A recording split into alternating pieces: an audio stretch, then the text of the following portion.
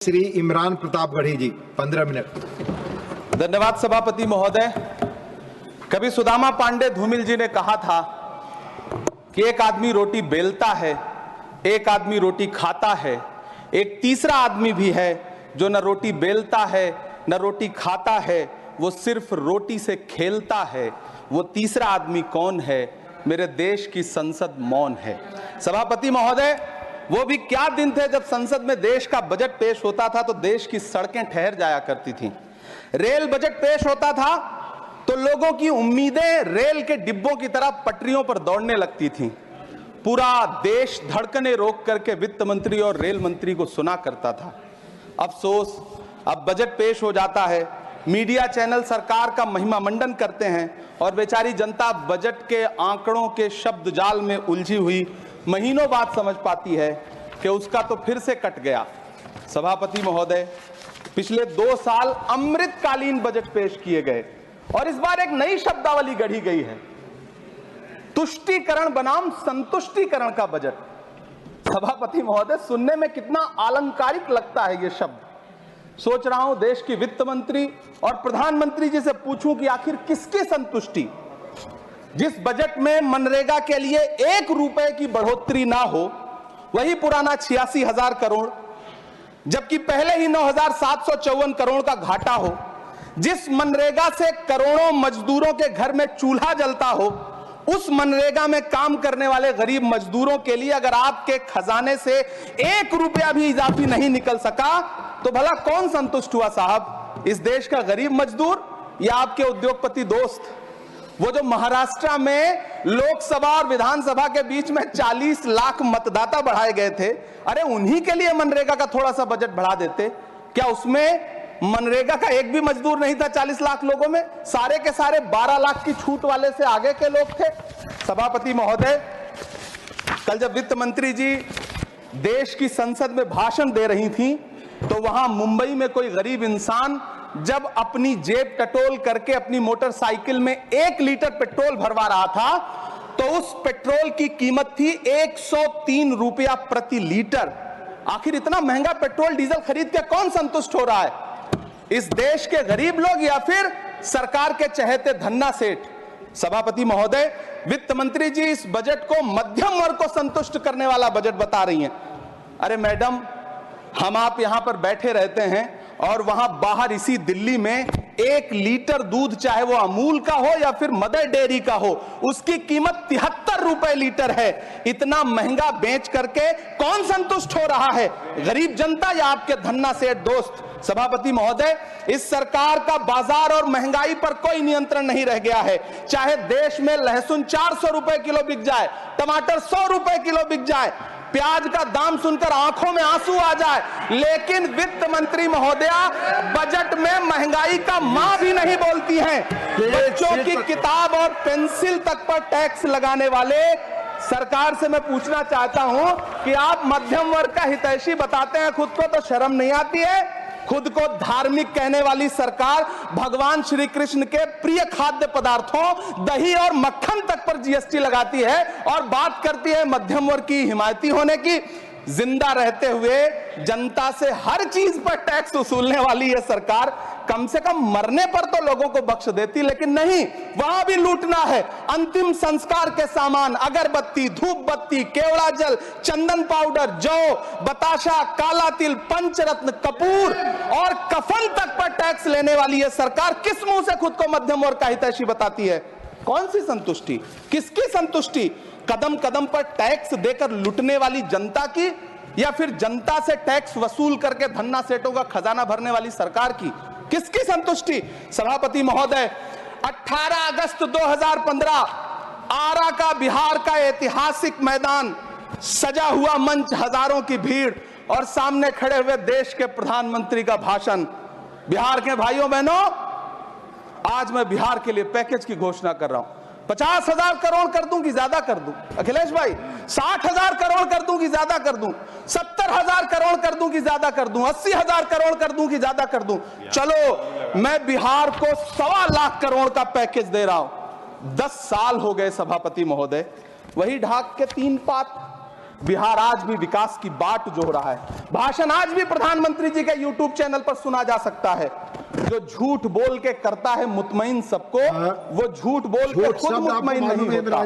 सभापति महोदय, ये तो राहुल जी का असर है। कौन सा शब्द सर, कौन सा शब्द? झूठ। ठीक है सर, मिथ्या बोल करके, जो मिथ्या बोल के करता है मुतमईन सबको, वो मिथ्या बोल के खुद मुतमईन नहीं होता। ये राहुल जी का असर है। जो मखाना बोर्ड की घोषणा हुई, अखिलेश जी आपको याद होगा, भारत जोड़ो न्याय यात्रा में 30 जनवरी 2024 को बिहार के रंगभूमि मैदान में राहुल गांधी जी का पूर्णिया में भाषण था और उसमें मखाना को लेकर उन्होंने आवाज उठाई थी। ये उनका असर है कि आपको मखाना बोर्ड बनाना पड़ा, वरना तो आप मैखाना बोर्ड बनाने वाले लोग हैं। सभापति महोदय, बिहार को झूठे पैकेज और चुनावी दिलासे देना बंद करिए। आज भी जब कोसी में बाढ़ आती है तो पूरा सीमांचल बर्बाद हो जाता है। मैंने उस तबाही को अपनी आंखों से देखा है। 2016-17 की बाढ़ में अपने इन्हीं हाथों से राहत सामग्री बांटी है मैंने। अगर सच में बिहार के लिए कुछ करना चाहते हैं तो बिहार को बाढ़ से बचाने का प्रबंध करिए। पूर्णिया एयरपोर्ट 10 साल से बाट जो रहा है, घोषणा 2014 में हुई, बन के आज तक तैयार नहीं हुआ। अलीगढ़ मुस्लिम विश्वविद्यालय का किशनगंज सेंटर बजट के अभाव में दम तोड़ता जा रहा है। मैंने पिछले बजट सत्र में भी आवाज उठाई थी। आज फिर वित्त मंत्री जी से अनुरोध करना चाहता हूं, दामन फैला करके, कि अलीगढ़ मुस्लिम विश्वविद्यालय का किशनगंज सेंटर बन जाने दीजिए। आखिर कौन सी नफरत है? यह मुल्क हमारा भी है, इस मुल्क की मिट्टी में हमारा भी खून पसीना शामिल है। हमसे इतनी भी क्या नफरत? रिश्तों की ये नाजुक डोरें तोड़ी थोड़ी जाती हैं, अपनी आंखें दुखती हो तो फोड़ी थोड़ी जाती हैं। सभापति महोदय, अल्पसंख्यक मंत्रालय का बजट काटकर मौलाना आजाद नेशनल फेलोशिप बंद कर देना, प्री मैट्रिक स्कॉलरशिप बंद कर देना, नई मंजिल योजना बंद करना, धरोहर योजना बंद करना। 2024-25 के बजट में माइनॉरिटी मिनिस्ट्री के लिए 3183 करोड़ रुपए की घोषणा हुई, लेकिन देश को हैरत होगी कि बाद में समीक्षा करके लगभग आधा कर दिया गया, 1868 करोड़ रुपए। मुझे सरकार से पूछना है कि कौन संतुष्ट हुआ? इस देश का अल्पसंख्यक संतुष्ट हुआ है या आप संतुष्ट हुए? किसका संतुष्टिकरण? सभापति महोदय, मैं प्रधानमंत्री जी से कहना चाहता हूं कि आप ही ने 1 मार्च 2018 को किंग अब्दुल्ला को, जॉर्डन के किंग अब्दुल्ला को मेहमान बना करके इसी दिल्ली में एक कॉन्फ्रेंस में कहा था कि मैं मुसलमानों के एक हाथ में कंप्यूटर और दूसरे हाथ में कुरान देना चाहता हूं। कंप्यूटर देने की बात तो छोड़िए, पढ़ाई के लिए जो स्कॉलरशिप मिल रही थी उसको भी छीन लिया आपने। किसको संतुष्ट करने के लिए? हम समझते हैं इस साजिश को। आप माइनॉरिटी मिनिस्ट्री का बजट काटते काटते एक दिन मिनिस्ट्री को ही बंद कर देना चाहते हैं। वो जहर देता तो सबकी नजर में आ जाता, सो ये किया कि हमें वक्त पर दवाएं न दी। सभापति महोदय, मैं तो वित्त मंत्री जी से पूछना चाहता हूं आपके माध्यम से कि शायद आपको पता ही नहीं है कि गृहस्थी चलाने वाली एक गृहिणी की मुश्किलें क्या क्या होती हैं। आपने कभी सोचा भी नहीं होगा कि जब वो किचन में सब्जी बनाने के लिए कढ़ाई में तेल डालती है तो उसके साथ उसके आंसू भी गिरते हैं। सभापति महोदय, शायद उन्हें पता भी ना हो कि एक छोटी सी गाड़ी और एक छोटे से फ्लैट का EMI भरने के बाद इस देश का एक गरीब इंसान जब अपने बच्चों की फीस भरने के बारे में सोचता है तो उसे कितनी खुशियों का गला घोंटना पड़ता है। शायद उनको पता भी नहीं है कि फसल बेच करके बिटिया की शादी का सपना सजाने वाला किसान जब अपनी फसल बर्बाद देखता है तो कितनी रातें सो भी नहीं पाता है। सभापति महोदय, शायद वो कभी इस पीड़ा को समझ ही नहीं पाएंगी कि परिवार के किसी एक सदस्य को कैंसर जैसी बीमारी हो जाए तो घर और जमीनें गिरवी रख उठती हैं लेकिन इलाज नहीं हो पाता। सभापति महोदय, इसी देश की संसद में कभी स्वर्गीय सुषमा स्वराज जी ने कहा था कि जब देश की करेंसी गिरती है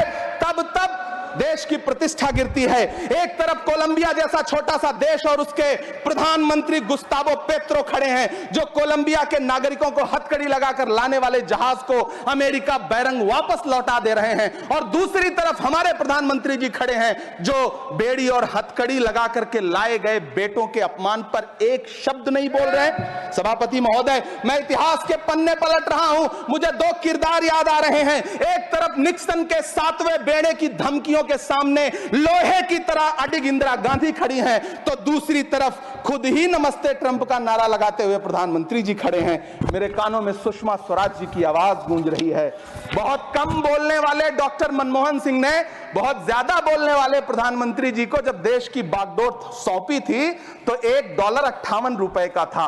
आज 85 से 87 के बीच में झूल रहा है। इन दिनों रुपए की अहमियत गिरती है तो न तो देश की प्रतिष्ठा गिरती है ना प्रधानमंत्री की गरिमा।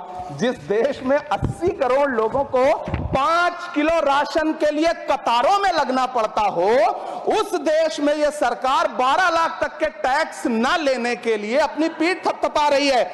हुकूमत इस कदर आवाम पर एहसान करती है, ये आंखें छीनती है और चश्मे दान करती है। सभापति महोदय, महाराष्ट्र का भिवंडी हो, मालेगांव हो, इचलकरंजी हो, यूपी का बनारस हो, मुआयमा हो, मुबारकपुर हो, रांची का छोटा नागपुर हो, बिहार का भागलपुर हो, हर जगह बुनकरों की उम्मीदें तोड़ रही हैं, लेकिन इस सरकार के पास उनके लिए कुछ भी नहीं है। मुरादाबाद का पीतल उद्योग, कानपुर का चमड़ा उद्योग, सहारनपुर का लकड़ी उद्योग, फिरोजाबाद का चूड़ी उद्योग, अलीगढ़ का ताला उद्योग, सब सरकारी प्लानिंग से तबाह हो रहे हैं। इन तमाम के बीच सरकारी सपोर्ट से बस एक उद्योग फल फूल रहा है, नोएडा का नफरत उद्योग। सभापति महोदय, जिस देश में 40 से 45% मेडिकल फैकल्टी की सीट खाली हो, वहां बजट में 75,000 नए मेडिकल सीट्स का ऐलान हो रहा है। सरकार बहादुर, कम से कम इस देश के पढ़े लिखे युवाओं को तो मूर्ख समझना बंद करिए। वो अब तिजारती पहलू निकाल लेता है। पहले 7500 मेडिकल सीट्स बाद में बनाइएगा, पहले जो एम्स में 2161 पद खाली पड़े हैं उनको तो भर दीजिए। वो अब तिजारती पहलू निकाल लेता है। मैं कुछ कहूं तो तराजू निकाल लेता है। मैं इसलिए भी तेरे फन की कद्र करता हूं तो झूठ बोल के आंसू निकाल लेता है। सभापति महोदय, फिर झूठ आया है, मैं उसे मिथ्या कर दे रहा हूं। शायरी में बार बार आ जाता है, क्या करूं महोदय। काश ये बजट, सभापति महोदय, वो एक शब्द मैं मिथ्या कर दे रहा हूं सर, वो एक शब्द को हटा दीजिए। ध्यान रखें, ऐसे जो भी शब्द होंगे आपके भाषण में सभापति महोदय, काश ये बजट बीपीएससी के पेपर लीक की शिकायत करने वाले नौजवानों पर बरसती हुई पुलिस के लाठियों पे, जख्मों पर मरहम लगा पाता। सभापति महोदय, पिछले 80 दिन से 70 साल का एक बुजुर्ग एमएसपी की लीगल गारंटी मांगता हुआ आमरण अनशन पे बैठा हुआ है। काश ये बजट किसान नेता जगजीत डल्लेवाल की टूटती हुई सांसों की पीड़ा सुन पाता। काश ये बजट प्रतियोगी परीक्षाओं की तैयारी के लिए दिल्ली, कोटा, पटना, अहमदाबाद जैसे शहरों में, इलाहाबाद जैसे शहरों में किताबों के साथ गल रहे युवाओं के सपनों को जिंदगी दे पाता। काश ये बजट वंदे भारत के सुनहरे विजुअल के बजाय देश की गरीब जनता को कुछ और पैसेंजर ट्रेनें दे पाता। काश ये बजट सीनियर सिटीजन को ट्रेन टिकटों में मिलने वाली रियायतें वापस लौटा पाता, जिनको सरकार ने कोविड के नाम पे छीन लिया था। काश ये बजट किसानों की राह में कीले नहीं बल्कि कालीन बिछाने वाला बन पाता। काश ये बजट सरकारी मालिकों को यह समझा पाता कि नेहरू को कोसने से अर्थव्यवस्था नहीं सुधरेगी, उसके लिए डॉक्टर मनमोहन सिंह साहब की अर्थ नीति अपनानी पड़ेगी। पिछले 11 साल से नेहरू जी को कोस रहे हैं, आखिर कब तक कोसिएगा? थोड़ा पंडित नेहरू जी के बारे में पढ़िए, तब पता चले कि पंडित नेहरू की शख्सियत का नाम है। दुनिया का पहला ऐसा राजनेता जिसने अपनी जिंदगी की आजादी के लिए, देश की आजादी के लिए 3259 दिन अंग्रेजों की जेल में बिताए।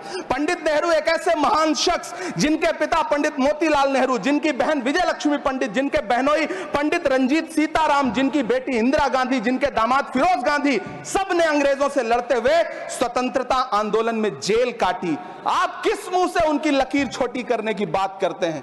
नहीं कर पाइएगा, 7 जन्मों में नहीं कर पाइएगा, क्योंकि जिस्म की मौत कोई मौत नहीं होती है। जिस्म मिट जाने से इंसान नहीं मर जाते, धड़कने रुकने से अरमान नहीं मर जाते, सांसें थम जाने से ऐलान नहीं मर जाते। जिस्म की मौत कोई मौत नहीं होती है। सभापति महोदय, मैं आपके सामने खड़ा होकर के एक बहुत छोटी सी कहानी सुनाना चाहता हूं कि महान बादशाह सिकंदर ने जब यूनान फतेह किया तो जीत का जश्न मनाने के लिए शहर की सड़कों पर निकला, तो उसने देखा कि पूरा शहर तो जश्न मना रहा है, एक फकीर सड़क के किनारे चादर तान के सो रहा है। सिकंदर को गुस्सा आया, घोड़े से उतरा, उस फकीर के पास गया और उसे सोता देख करके उसे जोर की एक लात मारी और लात मार के कहा कि क्यों रे फकीर, मैंने यूनान फतेह कर लिया, लोग जश्न मना रहे हैं और तू सो रहा है। उस फकीर ने उन्नीदी आंखों से सिकंदर को देखा और देख करके कहा कि शहर जीतना बादशाहों का काम है, लेकिन लात मारना तो गधे का काम है। सभापति महोदय, गरीब जनता को लात मारना बंद करिए। यह अमीरों के लिए बनाया गया बजट है, यह निराशाजनक बजट है। हम अमृतकाल सुनते आ रहे थे, यह अमृतकाल इतनी जल्दी समाप्त हो गया कि अब अमृत काल का कोई नाम तक नहीं लेना चाहता है। इसलिए मैं इस सदन में खड़ा होकर के देश की वित्त मंत्री महोदया से कहना चाहता हूं कि आपने अल्पसंख्यकों के बजट में जो कटौती की है उसको बहाल करिए। आपने मनरेगा को जो स्थिर रखा है उसका घाटा 9,754 करोड़ है, कम से कम उतना बढ़ा करके फिर से उसे बहाल करिए। नौजवानों के लिए रोजगार दीजिए, किसानों को एमएसपी की लीगल गारंटी दीजिए। यही मैं आपसे अपील कर रहा हूं। धन्यवाद सर, आपने इतना जो समय दिया उसके लिए शुक्रिया।